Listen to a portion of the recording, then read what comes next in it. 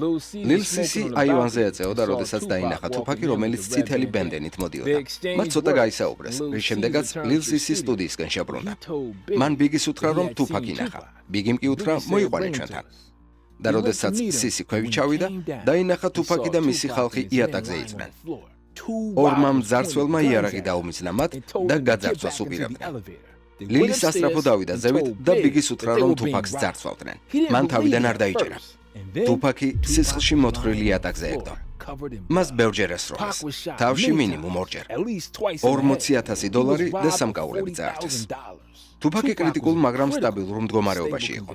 პირველად ის ბიგისთან და პაფისთან მივიდა. თუფაკმა თქვა, რომ ყველა თითქოს დამნაშავედ გამოიყურებოდნენ, მაგრამ პაფი ამტკიცებდა, რომ მათ მის მიმართ მხოლოდ სიყვარული და ზრუნვა ამოძრავებდათ. ეს ყველაფერი მოხდა ერთი დღით ადრე, სანამ თუფაკს გაუპატიურების ბრალდებით განაჩენს გამოუტანდნენ. თუმცა ციხეში სულ